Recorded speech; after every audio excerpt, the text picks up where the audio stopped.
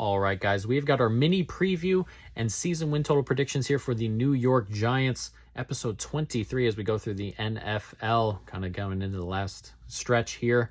Over under 7.5 this year for the Giants, -106 to the over, -114 to the under. As a Giants fan, we're going under 7.5 wins, -114 here. We'll talk about it as we go. But this is the team I guess I know most about. Though I do plenty of research on everybody, so we watch plenty of football. So it's a tough one for me personally, but let's jump into it. Head coach Brian Daboll, top 10 coach. He jumped into the league last year with us. Had a good year. He was aggressive. That first game of the year, won it for us there. Kind of lifted the organization as a whole type of thing after so long of having just terrible coaches and just doing the basic stuff. It's weird doing the basic stuff as a coach, coming into a place where they haven't been doing the basic stuff is such a lift. It's crazy.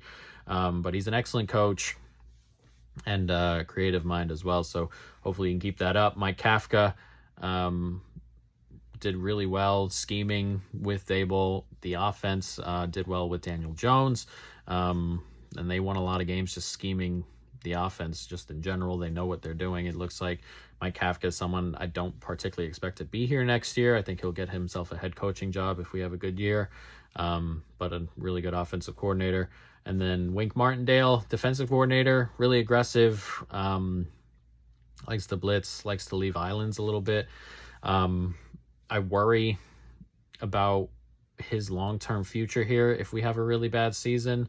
I think he's a good coordinator and stuff, but eventually this kind of system kind of just gets figured out and dealt with if you don't have the personnel, and I'm not sure the Giants have the personnel this year.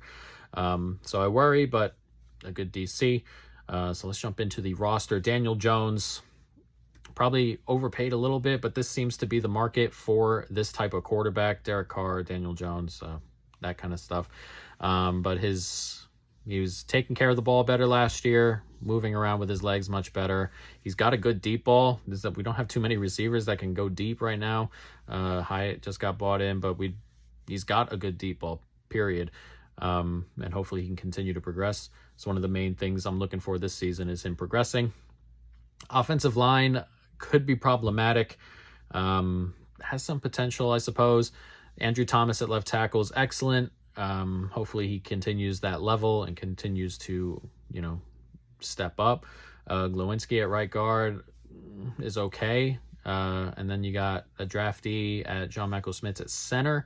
Hopefully he can step in and play well right away. Left guard is just going to be a problem. Whoever's playing there is just going to be a problem. And then right tackle, you have Evan Neal, who needs to take a big step, period. He had a really bad year last year. Look lost a lot. So I worry, but, they have a history, I suppose, of taking steps at tackle with Andrew Thomas, so they'll be looking to that kind of step, but he needs to take a step, period. Running back, Saquon, hopefully he's happy for the year. He's got, his money for the year, a little bit more incentives and whatnot off the tag. He's going to be the 3-down guy, period, as long as he stays healthy. He has little nagging injuries, and he had a couple of really freak ones early on, but hopefully he can stay healthy, and depth is what it is. Breda is okay. Eric Gray got drafted. James Robinson, Brightwell, we'll see, but it's all about Saquon, really. Wide receiver, 2s and 3s all along the board. There are a couple of teams like this who just have a bunch of 2s and a bunch of 3s. Very similar here to the Giants, who seem to have a lot of slot as well. Shepard, Robinson, Campbell, they're all pretty good. They got to stay healthy. Campbell's got that potential. It feels like he's just never healthy. Rondale Robinson had that freak accident last year, tore his ACL. So hopefully he comes back comfortable this year. Shepard, a similar situation. Hyatt gets drafted to stretch the field. Hopefully he does that. He's looked good in camp so far, so hopefully he takes that into the new year. Hodgins, Slayton, solid. Hodgins was good last year toward the end. Slayton has been solid and just production, period, for last year or two. Cole Beasley, if he makes the roster, I suppose. So it's a lot of 2s and 3s and a variety of players that could take a step, Hyatt, Campbell, Hodgins, I suppose, but No alphas or anything like that. Tight end room's good. Waller gets bought in. They'll be looking to get him healthy for a year and hopefully playing like he did in 2020. I think if they can get him healthy for a year, he can ramp up to that kind of form, but hasn't been great or healthy the last couple of years. And Bellinger was good last year. He had that freak accident as well with his eye, but he's come back. He looks fit. Hopefully he takes a step as well. Defensive line, top 5 are really good. Interior, Dexter Lawrence is a top 2-3 guy at D tackle. Leonard Williams took a bit of a step back last year, but he's very, very solid still. A'Shawn Robinson, they bought in, is pretty solid. Edge, Kayvon Thibodeau, he started a little bit slow, but after that Washington game, he was playing really well. Tons of pressures, not turning him into sacks just yet, but that'll come. And hopefully he just continues to take steps. Ojulari on the other side is a solid edge defender when he's healthy. The problem is he's just not healthy all the time. Jihad Ward behind him is solid.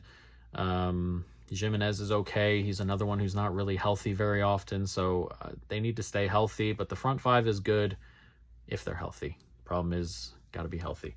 Linebacker, Okereke comes in. It's the first time in a while I feel like the Giants have had a good linebacker. He had a really solid year last year for Indianapolis after Leonard went down, and hopefully he comes over here and does something similar. Problem is he doesn't really have a partner in the middle there, so it's kind of just him and a nobody. It's a real hole there. Gerard Davis was probably going to play there, and he's not great either, but he's gone for the year now, and whoever jumps into that spot needs to play well, average or something, but I'm not exactly holding out a ton of hope for that spot. And secondary is sort of an issue. McCain is a drop on Love this period. McKinney is solid. I keep waiting for him to really make that next step. McKinney hasn't happened yet. I hope it happens. Adoree Jackson is solid. He's a low end 1 or a high end 2, whatever you want to call him, but he's the 1 here, and he's a solid corner, not elite lockdown, but a solid. Deonte Banks comes in, high hopes. He's wildly athletic, and has his combine stuff was crazy. He's had good tape at Maryland, but it's a rookie at corner, and not very often do dudes come into the NFL and just lock down at corner as a rookie. So I'm not exactly expecting a ton out of Deonte Banks. I'm just hoping he's not awful.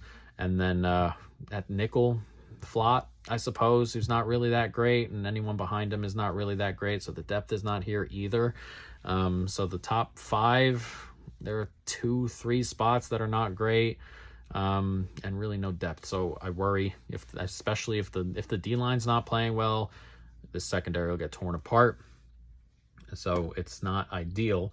That being said, we can jump into the schedule. That is definitely not easy either. Their toughest stretch right out the gate is they got Dallas on Sunday night to start the year, and then at Arizona, at San Francisco, Seattle at home, and then at Miami and at Buffalo. We're doing half wins here, so you get half a win at home to Seattle, half away to Arizona. Do the Giants win any of the other 4? Do they go into San Francisco, get a win, at Miami, at Buffalo? Those feel like losses to me, unfortunately. Dallas matches up really well with them, so there's a world here where this team's 1-5 after the first 6, which is a worry. Washington, and then the Jets, at Las Vegas, at Dallas again, at Washington, so a 3-game road stretch there. Jets are tough, and then 3 in division. Away to Dallas, away to Washington's in there. It's a really difficult run before New England and the bye. And then out of the bye toward the end, Green Bay, at New Orleans, at Philadelphia, the Rams, and then Philadelphia again. So maybe the Rams have fallen apart and Philadelphia's resting if they've cruised to the 1.